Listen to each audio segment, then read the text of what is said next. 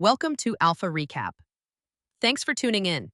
Markets closed for the day, and we've got a concise look back at the week in research and market moves. As always, if you have questions, you can reach us at stockalpha.ai. Great to be here. There was a lot to unpack this week, but the dominant theme was clear. Artificial intelligence continued to drive demand across chips, memory, cloud, and security.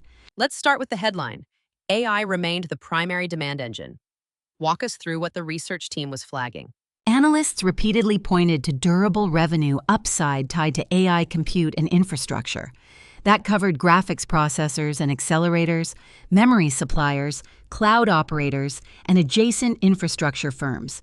The common cast of beneficiaries included names like NVIDIA, AMD, Broadcom, Micron, and Sandisk on the hardware side, and Microsoft, Alphabet, and Amazon on the cloud side. Micron was a recurring name in our notes. What stood out there? Micron was highlighted for AI-fueled momentum. The research referenced a strategic deal worth about $1.8 billion, and the stock was trading near a 52-week high. Analysts upgraded the name, and the pitch was straightforward. Strong AI memory demand translates into better pricing and margin upside, at least as long as tightness persists. And Sandisk was part of that memory story too, right? Exactly. Sandisk benefited from an AI-driven NAND shortage and improved SSD pricing. Notes called out higher average selling prices, tighter supply, and margin expansion potential. The caveat repeated across research: memory cycles can flip quickly, so it's a powerful but cyclical play. Explain memory tightness and pricing power in plain terms for listeners who don't live this day to day. Sure. Think of NAND and DRAM as the fuel for AI workloads. When big cloud customers need lots more, supply is limited and makers can charge more. That's pricing power. But memory factories take months to build, and capacity tends to come online in waves, so prices can fall rapidly if demand softens or supply increases. So companies enjoy outsized profits while tightness lasts, and face quick reversals when it eases. So high potential returns, but with sequencing and timing risk. Yes, the research recommended participating in momentum but sizing positions and using hedges or tight risk controls. Turning to compute, NVIDIA and AMD were both bullish themes, but analysts warned about valuation. How did that come through? NVIDIA remained the clear GPU leader with strong analyst conviction, but the stock carried an elevated price-to-earnings ratio. In conversation, it was described as high, so the guidance was to be mindful of paying up. AMD was at the center of AI chip adoption, with a more balanced valuation profile. The takeaway was similar across names: strong fundamentals, but multiples already reflected a lot of that upside. Broadcom was called an infrastructure leader. What was the theme there? Broadcom was positioned to capture ASIC demand and software annuity growth. Notes emphasized cash flow strength and a premium multiple, but suggested that forward metrics looked more reasonable than trailing ones. The research leaned bullish, while reminding listeners that paying for future growth is part of the thesis. Supermicro showed up as well. How did the team view its backlog and execution? Supermicro's GPU rack backlog was cited as supporting near-term revenue upside, but execution and margin volatility made it a tactical play. Analysts labeled it neutral. Opportunity exists, but so does execution risk. Let's shift to cloud and platform stocks. Which names got the most attention? Microsoft, Alphabet, and Amazon led the cloud and enterprise AI discussion. The notes highlighted monetization paths from features like Copilot and Gemini, and the idea that cloud scale gives these companies a durable advantage when it comes to AI services and margin extraction. Oracle came up as well, but with a different risk profile. Right. Oracle was building aggressively into AI cloud capacity and leveraging partnerships, but research flagged elevated debt and rising capital expenditure as a cash flow risk. The stance was measured: opportunity in infrastructure and capacity, but keep an eye on leverage. Security and identity consolidation was another theme. Yes, CrowdStrike was a prime example. The team highlighted a tuck-in acquisition that expanded identity capabilities inside its Falcon platform. That kind of targeted M&A is an increasingly common playbook, buy capabilities to broaden monetization, and increase customer stickiness. You mentioned valuation friction several times in the research. How should investors think about that? The shorthand was this: many growth leaders had strong top-line momentum, but those gains were already priced into the multiples. Companies like Shopify, Palantir, Nvidia, and Broadcom were all cited as examples. The research repeatedly suggested measured accumulation and disciplined risk controls, because stretched multiples mean earnings misses can cause outsized moves. Small caps and binary outcomes. Where did that come into play? The research flagged small caps in clinical biotech, space broadband, small modular reactors, and prop tech as classic binary stories. Names like Celis, AST Space Mobile, Oklo, and Open offer asymmetric upside tied to specific milestones, but they come with elevated execution and funding risk. These are event-driven trades that require small, disciplined sizing. Give us an example of a contrarian read that the team liked. Celis Life Sciences got a cautiously optimistic take because an expansion into Europe materially reduced enrollment risk for a key program. That lowered one big source of binary downside, which made selective speculative exposure reasonable for traders who sized for dilution and binary outcomes. Oklo, the small modular reactor play, stood out too. What was unusual there?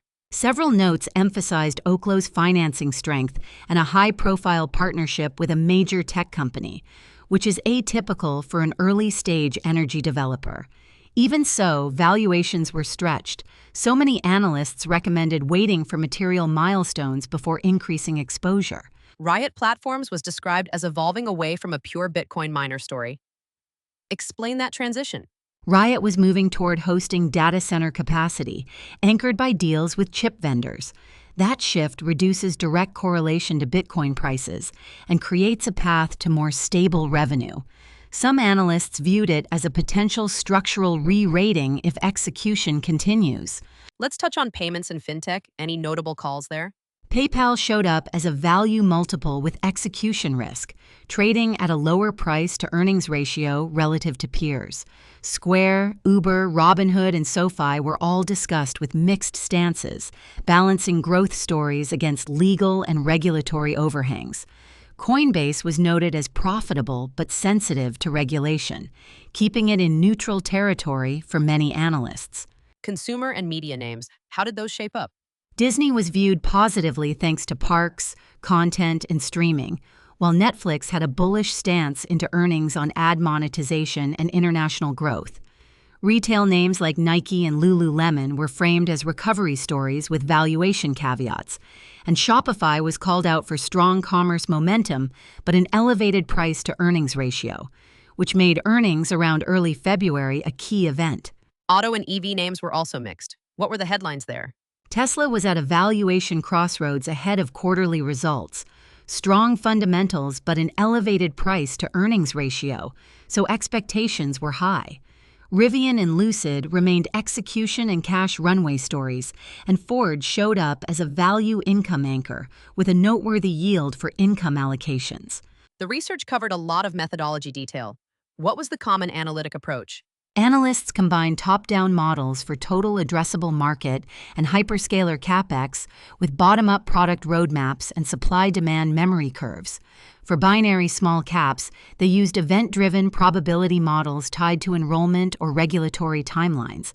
Across the board, they emphasized scenario analysis, base, growth, and stress, rather than single-point fair value estimates.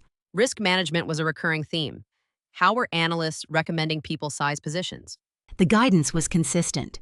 Use smaller, single-digit allocations for speculative small caps, option-based or tactical sizes for AI momentum leaders, and benchmarked income allocations for defensive holdings. Tight stop levels and hedges were recommended where cycles could reverse quickly. Looking ahead, what were the key catalysts the team said to watch next week? Earnings cadence was top of the list. Microsoft was scheduled to report near the end of the month, along with Intel, Tesla, Amazon, and Apple, with Shopify later in early February. Memory pricing data points, hyperscaler procurement signals, cloud monetization KPIs, and clinical regulatory milestones for the small caps were all on the watch list. And finally, any macro or regulatory headlines that touch fintech or crypto could move names like PayPal or Coinbase. A quick practical playbook. What did the research recommend for different portfolio buckets? For long term portfolios, tilt to durable AI winners like Microsoft, Alphabet, Nvidia, and Amazon, but add on disciplined pullbacks. For cyclical alpha, memory and infrastructure suppliers like Micron and Sandisk offered outsized return potential with active risk controls. For event trades, keep small, calendarized positions in binary small caps. And for defensive or income buckets, use staples and select financials to anchor portfolios. Any standout warnings or red flags investors should remember? Yes. The central paradox the research highlighted was that secular AI demand was broad and powerful, but much of that upside was already priced into multiples. That raises event risk around earnings prints. Also, memory cycles can reverse fast, and small caps remain binary and capital intensive. Discipline on sizing, scenario planning, and monitoring near-term catalysts was the consistent call. Before we close, any contrarian ideas or smaller names listeners should keep on a radar? Cellus was the contrarian speculative idea because a European expansion reduced enrollment risk. Oklo was another contrarian angle due to strong financing and a marquee partner, though valuation made waiting for milestones prudent.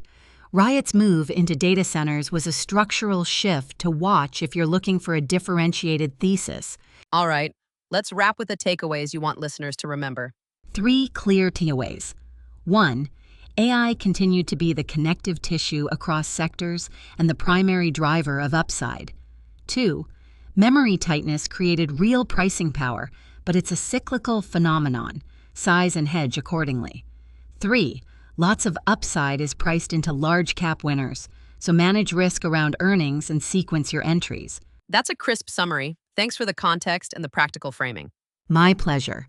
If listeners want a trade map for next week, specific entry ranges, stop levels, or option ideas, tell us your risk budget and which names you care about, and we'll convert the research into tactical plans. If you have questions about anything we covered today, head to stockalpha.ai, where you can ask us directly and we'll answer live. For more market analysis and insights, visit stockalpha.ai. Thanks for listening to Alpha Recap. We'll be back with another weekly digest after the next market close.